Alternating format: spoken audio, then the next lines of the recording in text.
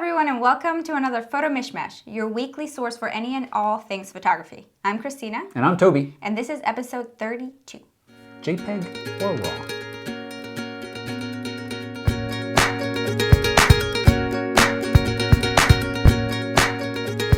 So let's jump right into the weekly review. All right. So this week we put out a new video, a new photo critique. And it's in a much different, I think, more polished, tighter type of... That's what we'd like to think. I think. Sure. I think it is the first step towards that. Working towards a much tighter, more polished video format for that. This is where I'm not the best salesman, and I wish I was a little bit better salesman. All new, amazing. If you haven't watched previous image critiques. That's true. We should talk about it. If you haven't watched previous image critiques, well, you missed a lot of good content. But Yes. Now, in this new format, we're really trying to talk about what makes this image work in a way that gives you tips and tricks to walk away from it, and even if it's not your image, and have some ideas that you can work with to take better photos. And we're being a lot more selective. So whereas before we would critique, well, what's the most we've ever done? Like 30 images, which is a ridiculous number of images. It is. Well, now we're doing like 5 or 6 at the most, and we're going to keep it really, really short so that, you don't have to skip over stuff. And it feels more digestible and yeah. not so daunting. And we're really thinking about which images we're choosing, not just because we like them. Some we do like, but some we feel like you guys can take something from our feedback. That's a good point. Yep. So yeah, we encourage you to watch those. Start with this past week's, and a new one will be out next week as well. Right. So. And I tell you, it personally pains me to be more selective because you all take so many wonderful photos, and it's so much fun to talk about so many of them. But I don't think it serves the greater good when we cover so many in a kind of a lighter sense. Yeah. So. Yeah, and please, Christina mentioned this, but your images don't need to be some spectacular work of art. We love picking images across the whole range for a whole different bunch of reasons to talk about. Yep. So share. But that reminds me, blending weekly in review with weekend ahead, is that it's a photo assignment critique this weekend. So you all are supposed to be doing your framing, which at some point I started calling natural framing, and Angela's like, oh, I already did one. Sorry, Angela. Fairly loose. You can take that term, framing, however you really want is fine. I think when we produced the Think Before You Click video, we were really thinking about using elements in the frame in the composition to frame your subject. If you place some of those elements there, that's fine. If you place some of those elements there by your position, even better. I think it's more about placing your subject in a place where all of the elements that are in your frame are actually leading your eye to the subject. So that's kind of what framing is about. It's less about like, oh, let's use this doorway and frame someone there because it's really obvious. It's like, oh, there's a bunch of like branches and tree trunks and like a really weird building over there, and it's all so crazy and messy. So let's figure out where to put our subject. And use all of these things that could potentially be distracting in a way that actually helps you guide your viewer's eye to the thing in the image, the person in the image, whatever your subject is that you're actually trying to focus on. So it's not as obvious as it sounds. It's a little bit more of like work with whatever you've got. And I think a lot of the framing stems from our own work doing weddings.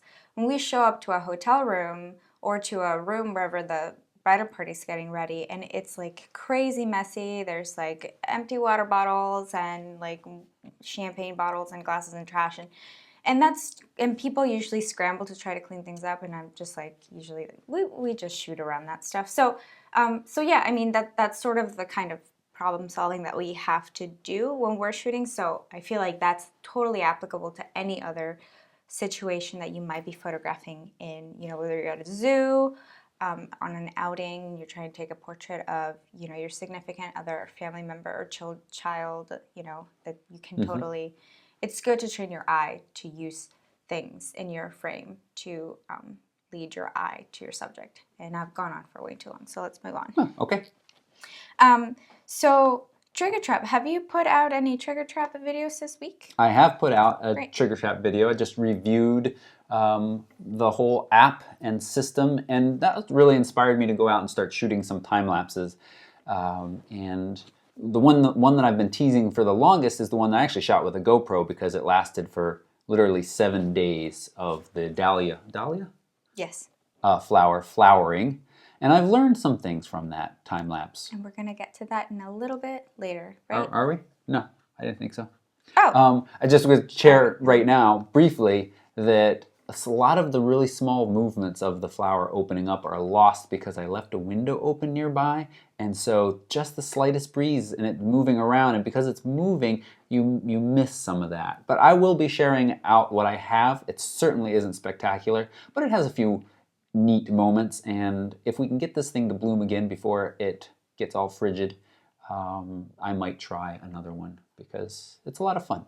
And I have some ideas to make it a lot better. The other thing about time lapses is I was shooting some examples for the Triggertrap, and you have to remember that to create a decent length time lapse, you really have to spend a lot of time. I was reminded that yesterday as I was shooting hundreds of frames and realizing that when it's played back at 24 frames a second, I shot about 11 seconds of video, and I was there for 2 hours. So keep that in mind. Yeah. And certainly things that you can set up on your back deck or something like that. The other thing we discussed, sorry to interrupt, That's right. but it's that you don't have to, so very rarely do you find time lapses that are just like, or videos of time lapses that are like really amazing and breathtaking that are just of one thing. That's true. I mean, it has to be some drastic change like a flower blooming, and even that, should be pretty short because people have very short attention spans. But, I think you created a nice time lapse that could go really well with other time lapses that you've created. So that alone in itself might not be super interesting or super long, but that's totally fine because you can just cut it into a video with other things. Yeah. So I think it's more about variety and sort of diversifying your video and your time lapse. So don't get discouraged if you spend like an hour or 2 hours and all you get is a 5-second video, because you can, that's super digestible if we're talking about, that. You can totally just put together a whole video of different clips of, that are all time lapses. So. And I just made a note for myself. I remember there was one other reader question that I just put in the rundown. Somebody asked a little bit more about bramping. So we'll talk just a little bit about that, which ties in with the Triggertrap and one of the features that they offer. Yep. So any other last thoughts about what you learned from I would say, like, I don't know. I feel like we have this tendency to focus on, what, in this case, the flower and the act of it blooming, and totally disregard the fact that there are like all of these distracting things in the background, like that shelf that we hadn't put together and all the other. Right. So maybe composition next time. Well, that's a really good point. I recognize that it was messy, but it was kind of a proof of concept. That then you can negate that. But if when it had been really cool and really amazing, and it hadn't been like such a learning experience for you, then you would have had this footage that's like kind of average, whereas you could have had this footage that's like awesome. Yep, that's true. But keep in mind that when you're setting up for time lapses, rules of composition still apply. It still needs to look good. Yeah, if it's like video. Flat and boring, and great. Next.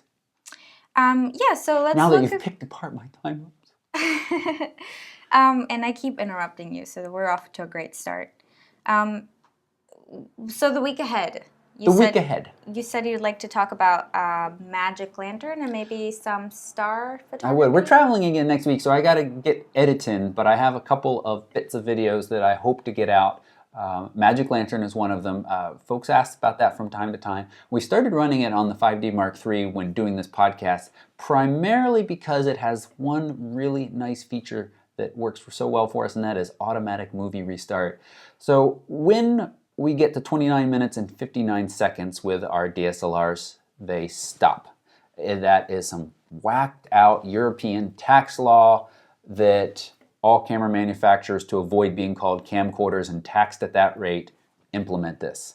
although the GH4 somehow has gotten around it. But it's a European rule, right? So it's not actually, it doesn't actually Right. Well, apply in the United that's States. the thing about the GH4 I've learned. Somebody nicely commented and said, if you put it into PAL mode, which is European, then it does obey that 29-minute, 59-second. But if you put it into NTSC mode, which is US and some other places in the world, then it keeps on rolling as long as you've got room on the card.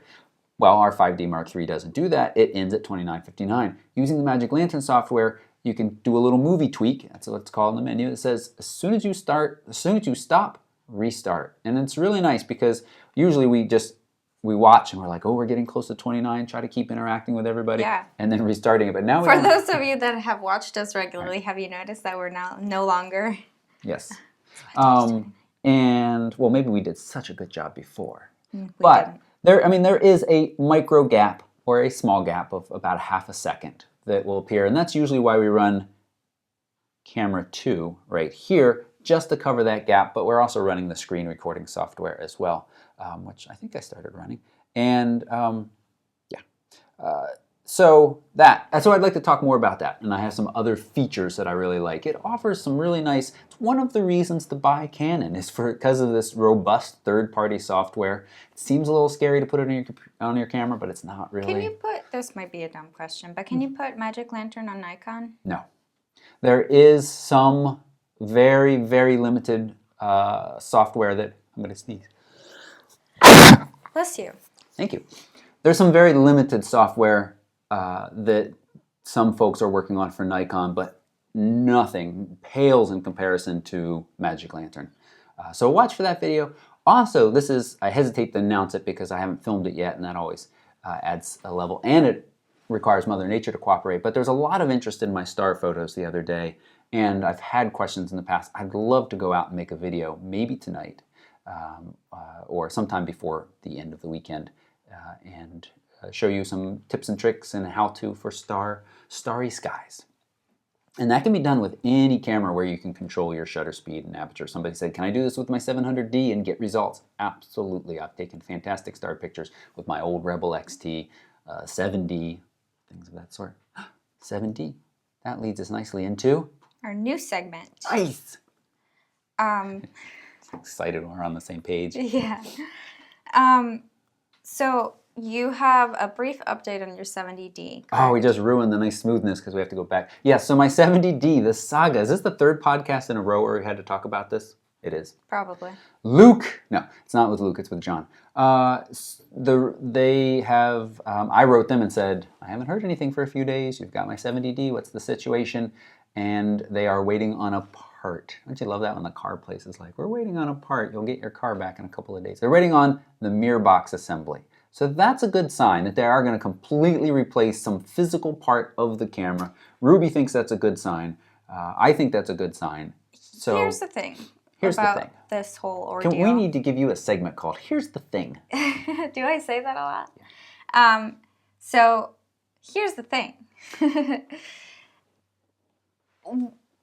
For your 70D, them admitting that there is something wrong with it, what does this mean for other 70D users out there? Does this mean that they should all send their cameras in and have them repaired and their mirror box assembly changed, or is that really unlikely to happen? It seems murky to me. I was going to say it seems clear to me, but it is unclear how widespread this issue is. It is definitely not in every 70D. I've had John's that I've had my hands on didn't have the issue. I've heard from other people that I trust their testing methods that they shared with me. Doesn't sound like they have the issue.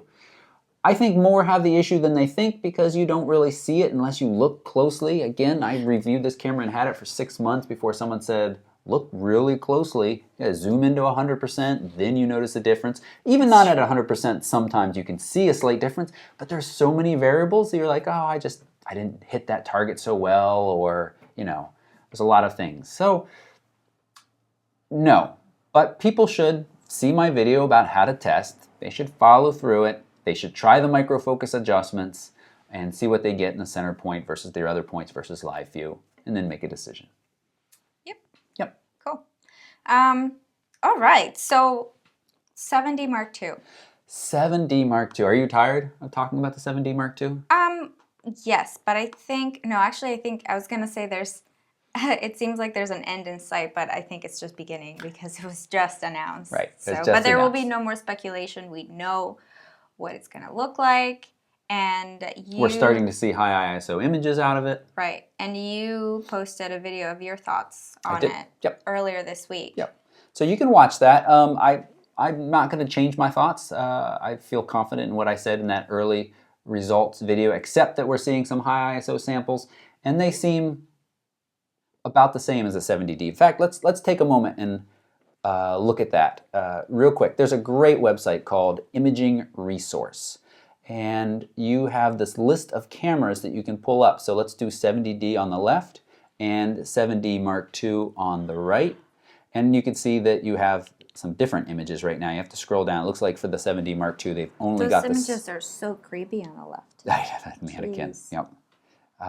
So somewhere in a studio, that mannequin sits for years and years by themselves, because this goes back to cameras very, very old. And this is a little behind the scenes. I use this site a lot when I'm kind of thinking about different cameras and talking about ISOs, because I don't always get to shoot exact same situation, so it's really nice.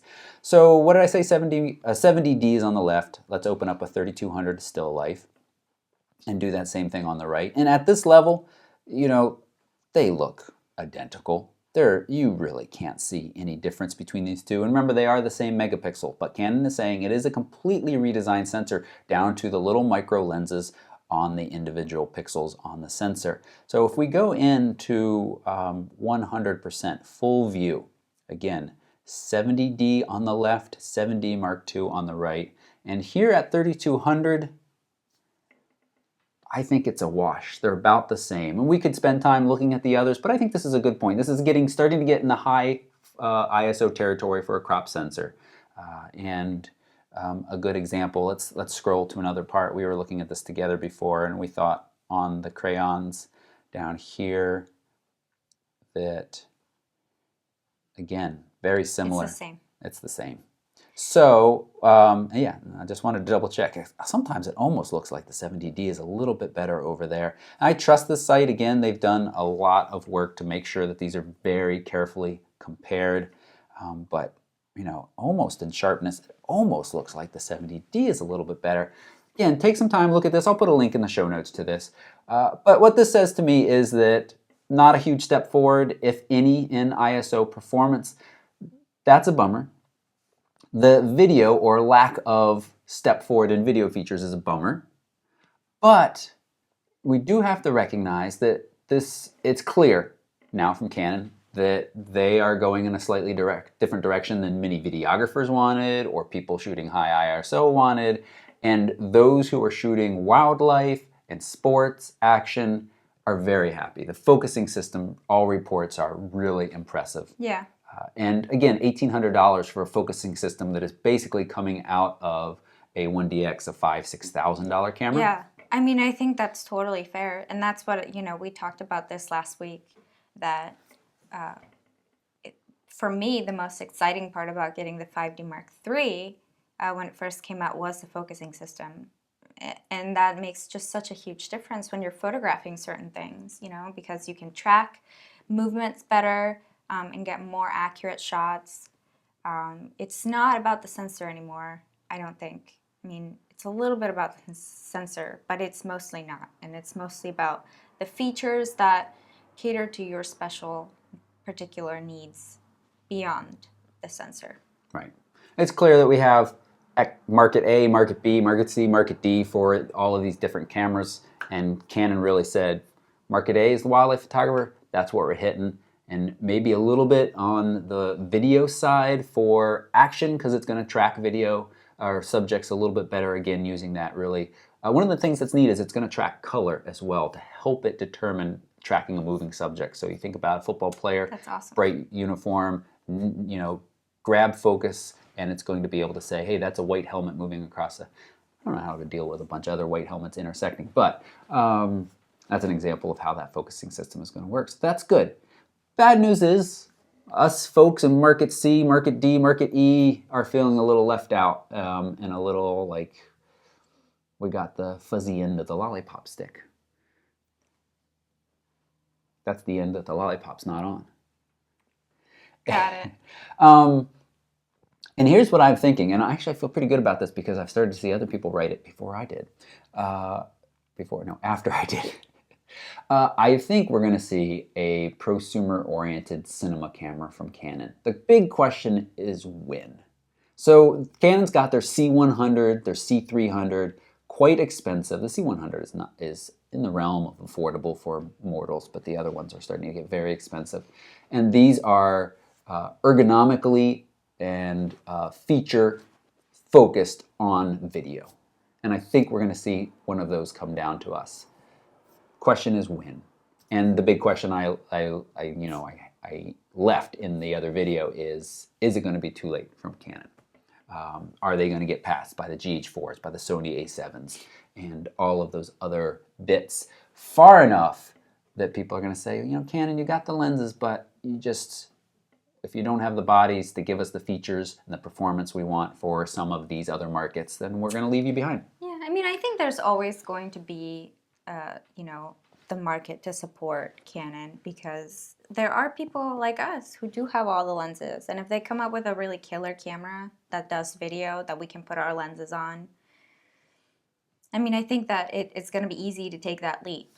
I think a lot of photographers are moving or considering moving or have moved into video, whether they're in the commercial industry or, any other kind of industry.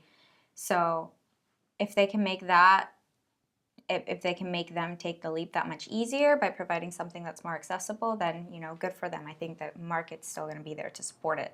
Yeah. So that'll be interesting to see. Well, here's the question. Let's put this hypothetical question out there. If the 5D Mark IV is announced, let's say March-ish, that seems kind of the rough rumor right now. Don't you love talking about rumors so far I out? love rumors. It's announced. It doesn't have 4K video. I don't think it will. Well, I don't know where I'm going with this question, but basically, what will I be doing? I'm looking at this channel, making videos. I'm already looking at the Sony, the GH4, and looking at what they offer for video. I mean, if it's really video friendly, don't you think you would get it to replace your 5D Mark III? Yes, that's what I'm saying. So if it's not video friendly, then what's the point? What's the point? Yeah. Then you don't need to upgrade, but you'd still keep your 5D Mark III. Right, but at some point I would want to say offer on this channel consistent 4K video. I think next year or within 2 years, that's going to become more of the norm. Yeah, that's fine. But you wouldn't you would still have your 5D Mark III because you use that for other things. Yes. Right? Yes. You can have a dedicated video camera that's totally fine, but if it's not a Canon camera that you can also use for weddings, then... The question is whether you will will you give your money to Canon or will you give your money to another manufacturer? Sony's tempting me. Sony is tempting me. The problem is, well, I'll talk briefly about that in the discussion piece. What's next? What's next? The Samsung NX1, which was announced the day or a few hours before the Canon 7D Mark II was, and on paper, really hit some nice notes. 28 megapixels, APS-C, it's APS-C sensor in there. A new, completely redesigned autofocus system with 205 phase detection autofocus points. I didn't mention 7D Mark II, I think it's going to be 65, all cross-type. That's very high. That's a lot of focus points. That's a lot of focus points. Now remember, this is a mirrorless camera, so it's, on the chip in that way. Focus is going to be different than your contrast detection, which is very speedy. 15 frames a second though, and 4K video, straight to the SD card. Don't need any funky add-ons like the Sony A7S does, and similar to the GH4. The EVF, basically no lag time, 5 milliseconds, which should be undetectable by the human eye.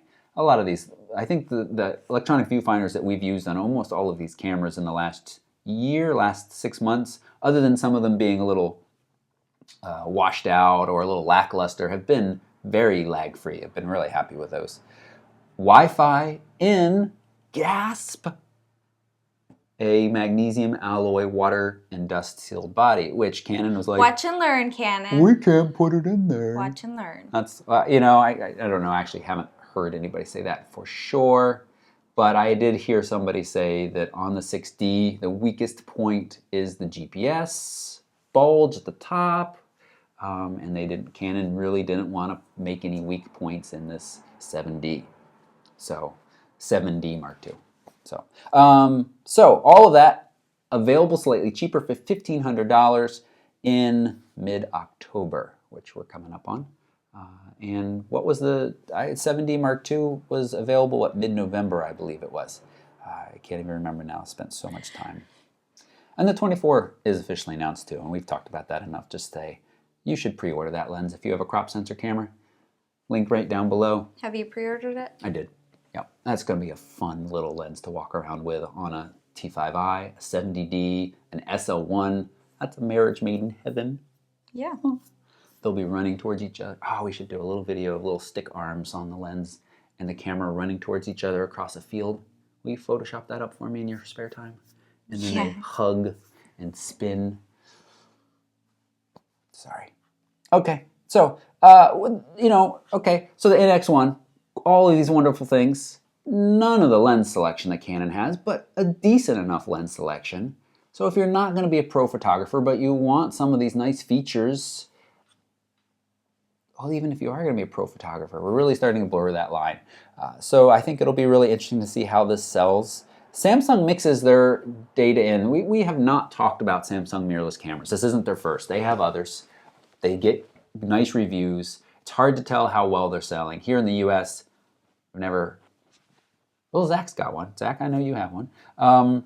But, you know, they're certainly selling, but it's hard to tell how well. And, you know, when cameras don't sell very well, they don't necessarily, the company doesn't support it with lenses down the road. There's not a lot of incentive, and you worry about where it goes in different mounts and things like that. But it looks pretty nice. So keep that in mind. Next. We're going to talk about the Canon? Yes. G7 X. G7 X. First off, can we come up with a better naming system for cameras and stuff? All these letters and numbers. Yeah, that's really confusing, but at the same time, well, how would you change it? Right. Yeah. If you got an idea for better camera naming, I want to hear it below. I mean, it's part of the G line, the right? New Canon Robert. It's part of the G line, right? Oh, yeah, well, they're not giving people. Yes, it is kind of part of the G line, but it is a newish form factor that shares a little bit more in line with the size of the S line. That's the X? I don't know. Right? No. That's what I would think. What's the X mean? That it's referring to the new form factor. That's why it's not just G7, because the G7 is old. That's true. That's right. They already have a G7. I had a G5. Love that camera. 5 megapixels. I made 20 by 30 print with it and was very happy. Keep that in mind, megapixel-wise. Yeah. Keep that in mind when I complain about the Sony's 12 megapixels in a minute, because I love to send mixed messages. All right, so the big headline here is a 1-inch sensor in this pocketable point-and-shoot camera. This is a hot market. I think it's the only market of point-and-shoots that is still hot, or even mildly warm.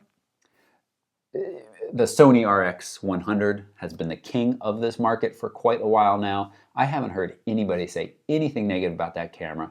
I have spent very little time with it. I'd like to, but busy enough with others that I haven't. This looks nice. You know, the 1-inch sensor is much bigger. You can see here that it's a much larger size than your typical point-and-shoot sensor. It's got a lot of really nice specs in it, and it's got Wi-Fi. It's got a nice control scheme, manual control scheme with the little ring dials that they introduced way back in the earlier GX series, or G series and S series as well. It looks nice. And then what kind of stole some of the thunder of that is that the Panasonic LX100 was announced like a few hours later. This week has been a little crazy. And that is just a little larger and fits a Micro Four Thirds sensor in there, which you can see is noticeably larger. This is the same thing that's sharing in the Panasonic GH4 and the Olympus OMD EM series. This is a Micro Four Thirds sensor. which means much better performance in low light, more detail images out of it.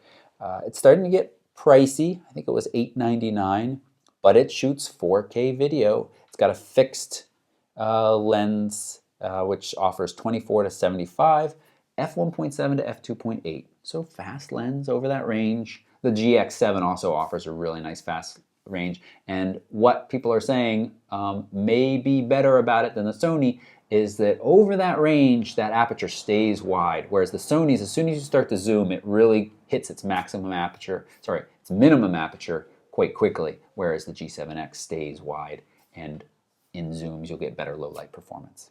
We'll see. 4K recording in that little X100 is limited to 15 minutes, so not perfect. And you're probably going to chew through some batteries. But it's nice. It's nice thinking about having these really small cameras that offer a lot of quality. The one place I think they need to consistently get better is their focusing speed and lag, maybe? Is that still an issue these days? EVF lag, or just lag in taking a... In taking Oh, photos. yeah. Those two things combined is actually what I was thinking when I was saying focus, but you're right, to separate them. You got a focus speed and just that little bit of hesitation when pushing the shutter that you get less of in the higher end, or DSLRs. Because people want to take nice pictures of their kids, and kids go from having a cute little face to like funny looking face in milliseconds. Yep. So Cool. that's a lot of news. There's other news bits, but I think that's enough for now. Fill in the details. What else should we be talking about? I'd love to hear from you all about some of the news that we missed this week. Yeah. And I guess we should probably just tell people before we jump into the discussion and then the couple reader questions that we have, that you usually are posting a call for people to submit their questions like on Thursday or Friday, usually Thursday. Usually Thursday. You will see a post on the page asking for questions. But for some reason, Facebook has kind of been filtering that out. So we haven't been getting as many questions as we typically do. Well, just on this last post, you know, Facebook, and I also just read this morning, they're going to change their algorithm even more, probably to my detriment, in what they show you in your news feed. So a couple of reminders. Yeah. One thing you could do for all of your friends is say, show me the most recent. Whenever you do that, it should not be doing any filtering that I know of. It may still, I don't know. But the other thing that I'd love for you guys to do, you all, is to say get notifications. And you can, on the little follow page, there's a way to say that. I can't show it because I'm the admin of the page. But I have a little post somewhere I'll dig up and put a link in the show notes that says get a notification. Because it said this post, the one for asking for questions. And we have enough good questions to talk about. It's not an issue. But I know that you all have lots of questions, and it was seen by, I don't know, 1,200 people or something. Which is unusual. Which is an unusually low number. Yeah. The other issue is that we got that new method of submission for photo critiques. Okay. And I realized that when I put the call out for that is going to be filtered more heavily now, because in the old days I said post a link, and people, so that was a comment Facebook saw. They said, hey, here's a post by this guy, tons of people are commenting it, let's keep showing it to more people, and it's this snowball effect. New method, there's no reason for you all to comment on it, so it's not going to be seen by a whole lot. So I have to figure a way around that. Leave a comment anyway. I might ask for that. Using your, it seems silly though, it's kind of forcing that when there's no reason for it. So again, notifications will help with that, but just check the site from time to time. Or at least just give it a like, right? Yes, likes help too. Yeah. They do. Thumbs up. Anyway, okay, so let's move on to our discussion. Okay. And we want to talk about a couple of things, right? The first one being, we want to know what you guys think that he should take in addition to the 5D Mark III, which may be the only camera you take, correct? Right. What else should he take on our trip to Italy? You know, you've reviewed a ton of gear in the last couple months, so you guys have had the opportunity to kind of learn about all of these different cameras and lenses and features. And so if this was you, if you were going on a trip, or, you know, in this case, what do you recommend that he take? What would you take? So just let us know. And thoughts Well, on and that. it doesn't have to necessarily be something I've reviewed. It could be something else that you would like to see a lot of hands-on experience with. Right, that too. And, full disclaimer, as Christina said, it may not be something I can get my hands on, but we're going on this wonderful photographic opportunity trip to Italy with David McKay, and I'm really excited about it. And I will be taking my 5D Mark III, absolutely. But I'm intrigued by maybe carrying around something lighter, or carrying around something super high resolution, or carrying around something that does video very nicely so I can create more video content. I will be creating video content over there. Not sure how much sharing. Internet's going to be the big, catch, or the big factor in how much I'll share while we're there, but certainly once we come back, we'll be sharing lots of tips. And I think, what do you think out of what I've reviewed or what is out there, would you like to see or would make sense to take along on this trip? Yeah. Yeah. It's a short discussion piece. Well, I'll just say, I'm reviewing the Sony A7S right now. Fantastic video quality. I think it's still running and we're looking right at it. It's got a few quirks that all of the Sonys do. Sometimes it seems to yell at me more often than other cameras say, no, you can't do that, no, you can't do that. But low light capabilities, I did video that had stars in it the other night. And I actually didn't try really that with the cool. 5D Mark III, but, it's just low light, amazing. Video quality, quite amazing. Doesn't do 4K without some crazy attachments that I'm not going to get into. But this is all in this really lightweight form factor. But, if I'm going out for the night and I want to take pictures, 12 megapixels does feel a little limiting. So then I'm like, well, the Sony A7R, that's practically medium format quality, and that full frame, 36 megapixel sensor in there. But it doesn't do so good in video. So basically, I think I have to say, well, suck it up and sacrifice something. But again, I think you should sacrifice megapixels. really? Yeah. So that I have nice video? Yeah. That's way more versatile. Is it? Yeah.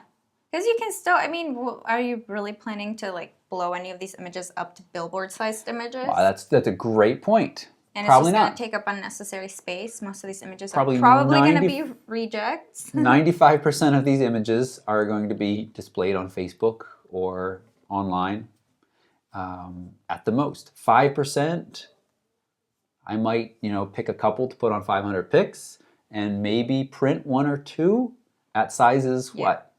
That's a really ironic thing about the state of technology and camera technology right now. Why are you nodding like that? I was just thinking that I'd give you a new segment. Here's the ironic thing, instead of here's the thing. Anyway, I just realized that I do say that a lot. But not as much as I say now. Oh, and I just put that out there. If people hadn't noticed, now they're going to start counting. Drinking games. Oh, jeez. Especially when we go to a live show that we record at 11 in the morning on Friday. Yeah. So anyway. Well, actually, there's England. Okay. So as I was saying, the ironic thing about the state of camera technology right now is that where do we share most of our images? We share them on Instagram, on Facebook, on Flickr, 500 pics, on a screen. We share them on screens. How often do we print them? How often do we print them really large? And yet, we're constantly looking for is more megapixels, more resolution, more this, more that. And, our eyes can't even see that, even on Retina displays.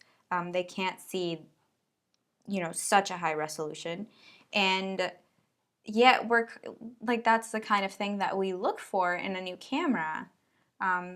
So I just, it just makes me think how ironic it is that we can't really see the images to the full resolution, to the full extent. The potential is there. Right. But the potential is never actually used. And then when you think about storage and how many images we take and having to pay to keep them safe, and, they just end up displayed right there. That's one of the things that I think about when I deliver 700 images to a client is they're never going to see these images in a setting larger than their computer screen or their TV, So it feels a little bit overkill to shoot full RAW for a lot of images that are never going to leave the computer. That brings up Roger's question that we'll get to in just a minute. So let's talk now about our second discussion topic, which is, I don't know, why don't you get us started? Because Okay, well, it's unclear based on what's written on my screen what really is that we're going to talk about. Okay. One of the reader questions that we had, I thought was good. We get a lot of questions about this, and we are not experts, but we can share some tips, and that is kind of family and child photography. You know, Christina is a wedding photographer, but also has done family and child photography, both toddlers and stuff like that. And we'd love to come back and have focused, targeted 10 to 15 minute helpful videos at some point about that. But I thought one of the things, you just recently used some marketing speak to talk about your family sessions you're offering in the upcoming months. And I wanted to talk a little bit about what that marketing speak meant, because I think it is more than marketing speak. It is more a style of photography that you like, and I think a lot of people would benefit from, and will give people advice and help taking better pictures. I talked it up so much. So do you want to talk a little bit about what that line is, and then how you would approach? Yeah, so I guess what you were referring to is just I sent out an email telling people that I'm available for family, or just I call them lifestyle sessions as opposed to like family portraits or children portraits or whatever. And my goal is to kind of approach every photography session that I do as not like a smile, look at the camera, like sit and look at me, sort of thing. Like I will give them those pictures because they'll be significant to them. But my goal is to give them photos that look like they could have been taken on like an outing, or, at the park with them playing, or them just interacting with each other. So I don't really know what else you want me to say. Okay. Well, so similar to how we cover a wedding, I mean, there is this event happening, and we show up and basically are spectators with cameras. And at certain times, we make moments more photogenic by either, moving people or posing people to some degree. But basically, we're just there to capture things as they happen. And it's similar for these kind of family and portrait events. And I think, or I feel that is a better way to get more true pictures for folks, is by letting them experience something, especially when you're talking about littler kids, because just saying, sit here, look at this camera, smile, let me take a bunch of pictures of you, the number of photos you're going to get of these really fun, genuine moments are very few. And I think fun, genuine moments really speak to people, and they're more likely to put that on their wall. Right. Yeah. So what was the question? Well, I think the question was basically some tips for family and child photography. And so that's one, is to approach it slightly different and not say, I'm going to put you in this group, you're going to look at me, and I'm going to take a picture. The other is, and we've talked about, well, first off, don't be afraid to bribe kids to get kids happy.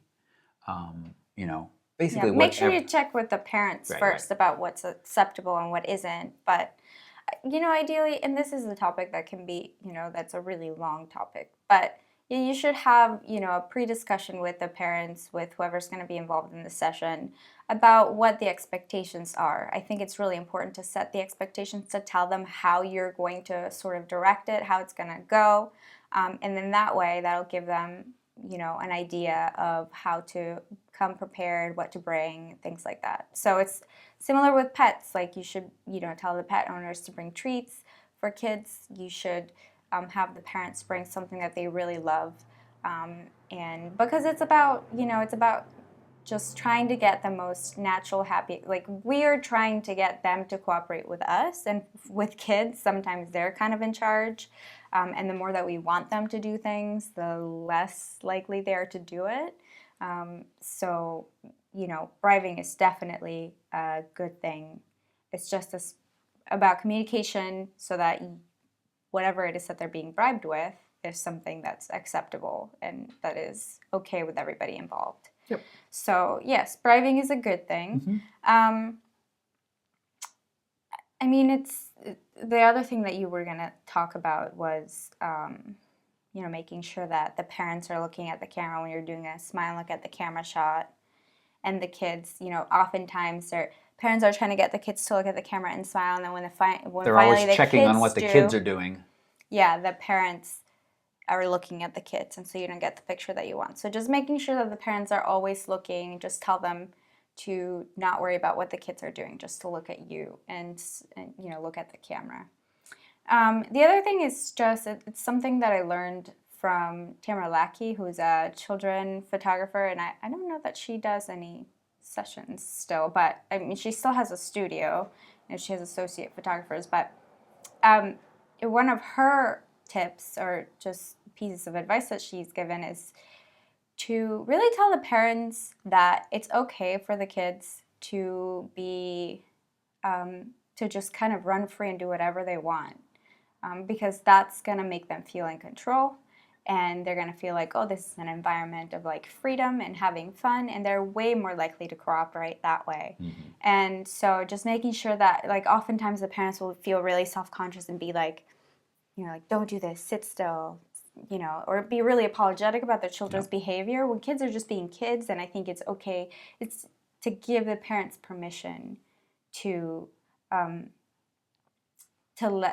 feel okay about whether their kids like rolling around on the floor, because you're trying to capture that. That's what you're trying to remember. It's just how they are. Yep. And go ahead. I think the last tip that I have to share is that your first, and I think you're getting this from us, but the first moments that you spend with that family and with that kid should not be with the camera in front of your face, especially the little kids. You should talk to them down on their level, without the camera maybe even in sight, so that they know you're a human being and you're fun and you have a smile.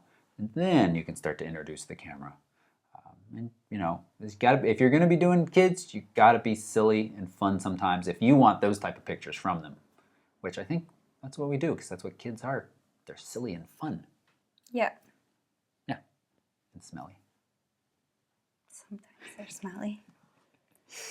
Okay, so we're going to move on to reader questions now, and we really only have a couple, right? Yes. Well, we just answered one, and part of one was the impetus for the discussion. Yep. Next is a great question from Roger, who is been shooting with a 70D and recently started RAW and JPEG, and he's not really seeing a difference from both. And he's wondering, you know, it really is, you've heard this, shoot RAW, shoot RAW, shoot RAW. There's some photographers, some very well-known photographer people that say, you know, I only shoot RAW, and they have it printed on t-shirts and things like that. But is that storage space, extra storage, necessary in these days of these cameras that are better and seem to be turning out better JPEGs? That's the question, basically. Yeah, so what he said was that he didn't see any difference, right? Right. He's not seeing any real difference after editing in Lightroom a RAW or a JPEG. Right. So, okay, I think that generally, if you think that you're never going to overexpose a photo or underexpose a photo, by all means, shoot JPEG, because it will save you that space. However, if you think that you might, or you're not that comfortable with your camera settings, or if you're shooting things that are really, really crucial that you really don't ever want to allow yourself any chance of possibly screwing up, then I would shoot RAW. So we're going to do a little bit of a demonstration here. Yeah. We've taken a few photographs in both JPEG and RAW. Yep. And we're going to just show you how they behave. That's right. So first off, one thing that I didn't actually even realize is that Lightroom, I shot both RAW and JPEG. I asked the 5D Mark III to do that, and it created 2 files for each picture. And Lightroom won't automatically import the JPEGs. Yeah. You have to rename them. So this file here is, we got to get our, this file here is RAW, and we didn't practice it at all, so let's hope this works out exactly as we want. And this picture here is the JPEG, and you can already see there's a little bit of difference in crunchiness as far as the dynamic range goes. The RAW actually looks a little bit brighter, but we can come into develop. Let's look at the histogram of both. Okay. Let's watch the histogram. Yeah, we certainly have. And again, these are the same exact picture taken at the same exact second. Just one was saved as a RAW, one was saved as a JPEG. When you bring them into Lightroom and you look at them in Lightroom, what Lightroom has done is basically the same thing your camera has done. It has processed it into a JPEG that you're seeing in your computer. right? Yeah, but the difference between, so we've talked about this in the past, but I think it's a good refresher.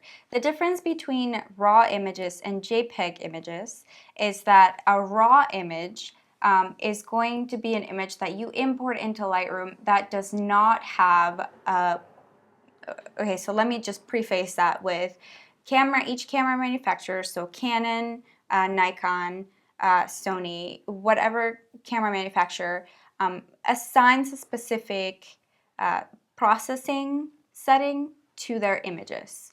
So what that means is that when you take a photo with your camera, there will be some kind of a preset applied, and that's when you look at a preview, that's what you're seeing. So you're seeing the image with the camera preset applied to it. And so when you save that as a JPEG, then that preset stays the way that it is. So when you import it into Lightroom or into your computer, the picture is not going to look that much different. You know, it might look a little bit different because of the difference in the screen brightness and contrast and color, but the image actually is going to be the same. When you take a raw image, that preset that the cameras apply to the images is saved onto the preview, but it's not saved on the actual file. So all of the highlights that you might have overexposed or that you might still have if you overexposed it are still there, whereas in Lightroom, they're all erased. So all of that information as a JPEG, they all get deleted and erased, and that JPEG becomes, you know, the image that the camera has created. So I feel like I'm not doing the best job explaining it, but hopefully I am. So why don't we go into the demonstration? Okay. I've been playing around a little bit as you've been talking. Yep. And the difference is minor, especially when you're talking about an equally exposed image. Here we have the JPEG. I've adjusted the highlights, brought them all the way down. Sorry, this is a RAW. I brought the shadows all the way up.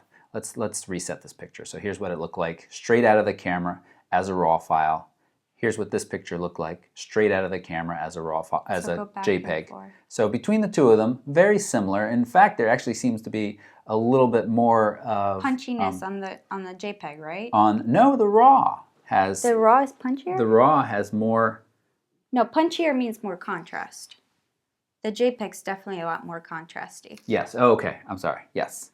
So I'm talking about the brights on the RAW are a little bit brighter. Yeah. But we can bring those highlights down, and it brings all that detail out. We can bring the shadows all the way up, and we see all of that detail. Looks good. That's on the JPEG. It does a pretty nice job of that. No, that's on the RAW. I'm sorry. Why do I keep saying JPEG? Because we're both confused and confusing. Oh, because I was holding the mouse over it. So now we're on the JPEG. We bring the highlights all the way down. Looks all right. Bring the shadows all the way up. And now let's switch back and forth between the two of them, or maybe even let's better, grid and compare. So here we have the JPEG on the left, the RAW on the right, and they look very similar. They do, yeah. And so in this case of this equal shooting, they are very similar. Notice though that there is more detail in the RAW on the right. JPEGs are very much like MP3 files in that the camera throws out some data to make them much smaller. Does it give us file size in Lightroom? I don't think it does. We can switch back over here and see that these 29 megabytes versus 5 megabytes between the two of them. So that's a lot of data that is lost. Huge amount. And so you can see it here, and if you are posting on Facebook, doesn't matter. You won't see it.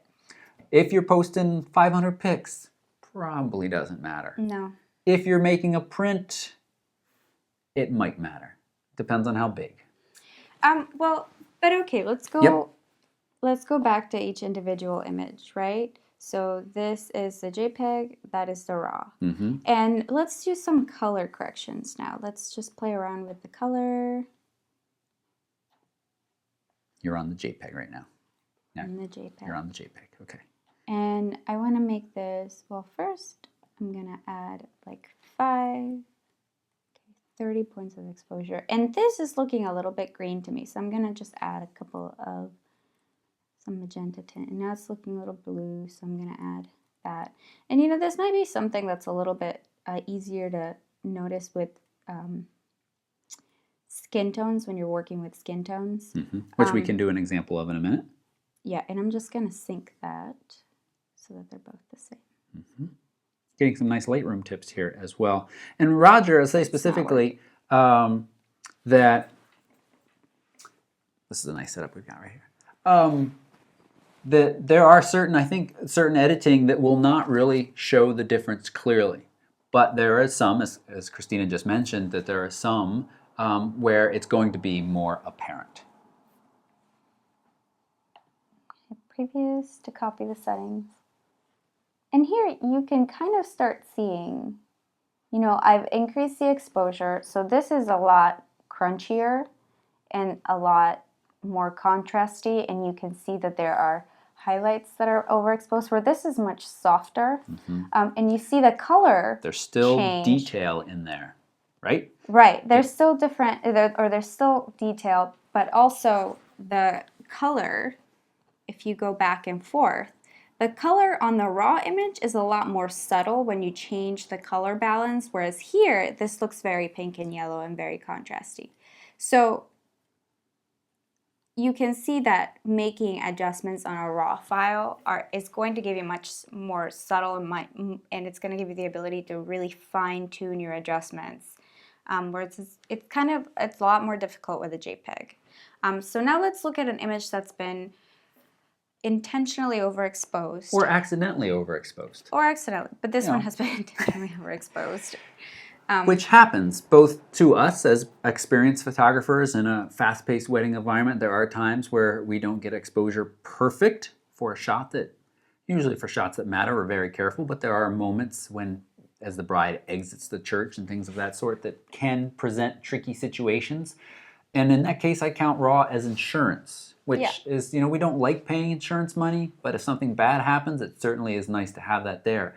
We don't like having to have much larger file sizes, having much larger cards, slower transfer times, but when we need it, we're like, thank God I could bring that exposure down a little. So I say that, I haven't done this in a long time, side by side with RAW and JPEG. I think I really haven't done this in like 4 or 5 years. Well, let's look at this image, okay? So already we're seeing the high contrast. This is the JPEG, what's up right now. And this one's a lot less contrasty. It's a lot more even.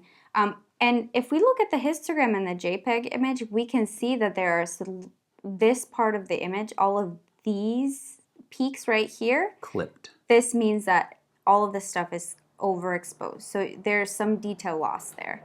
And unrecoverable. Right. Well, it could still be kind of recoverable, so we'll just see. But right here, you don't really see much. You don't see that high peak. Yep. Okay. So let's go ahead and just bring the exposure down. Like one stop. Okay. And we still have a little bit of highlight loss. And, you know, we can try to bring that down with the highlights. So sure. Let's do that. And now let's go to our JPEG. And I'm gray. You've killed me. Here. I'm now a zombie. You're not retaining the same kind of color. Yeah, look. Totally different. And this might not be coming through.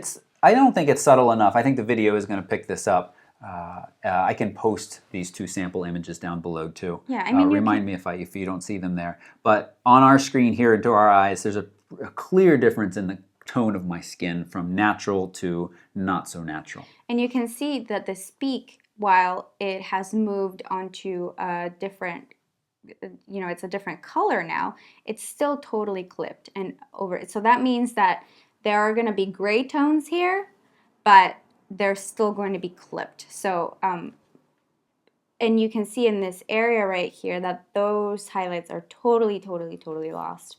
Whereas here, they're still mostly intact. Let's take a moment and let's look at my beard at 3:1, because that's, you know, look at that chin.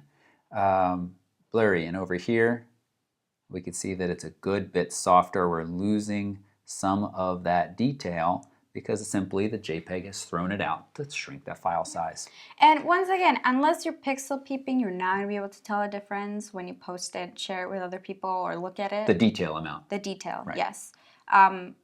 But I think as far as like being able to have more control over the colors of your photograph, being able to retain highlights that you've accidentally overexposed, I think that shooting RAW is worthwhile. Yeah. So, as a person who's following your kids around, taking fun pictures, going to the zoo for the day, you know, it certainly is acceptable to shoot JPEG, but there may be that shot.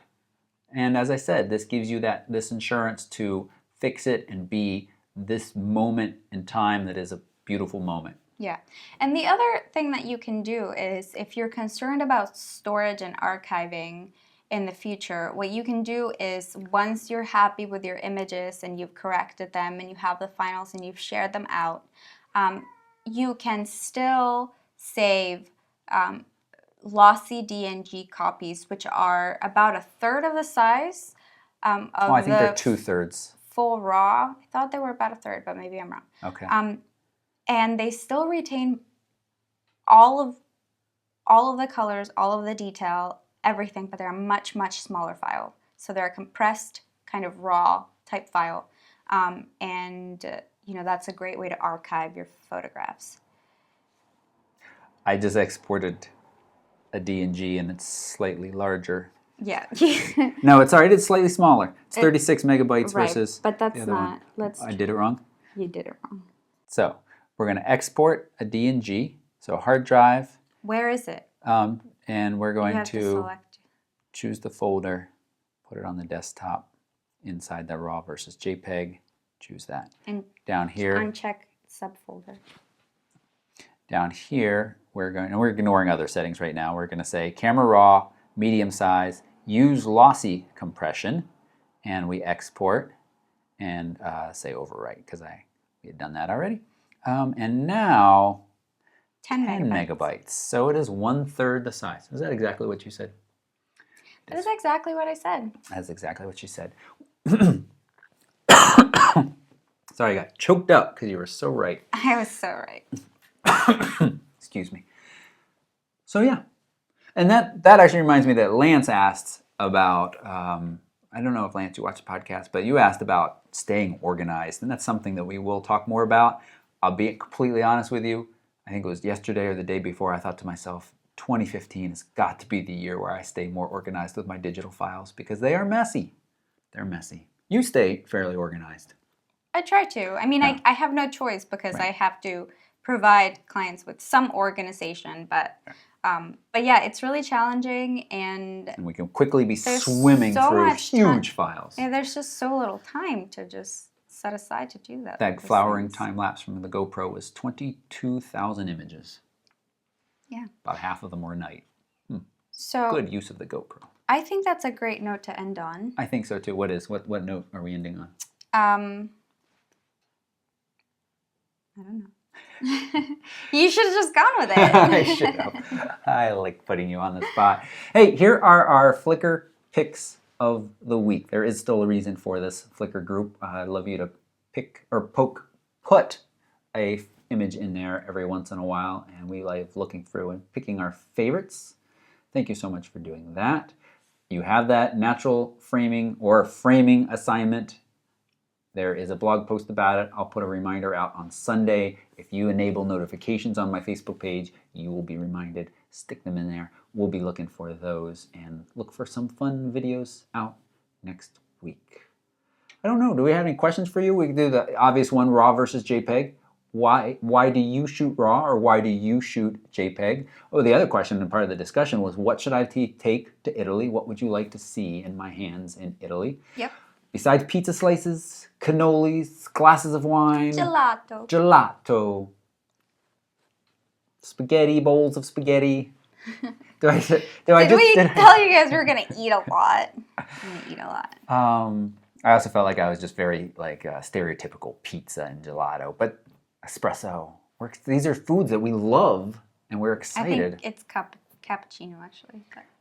And plus we'll be walking all day taking pictures, so we'll be hungry. hungry. Okay, that's enough. Thanks so much for watching all of this. Bye-bye.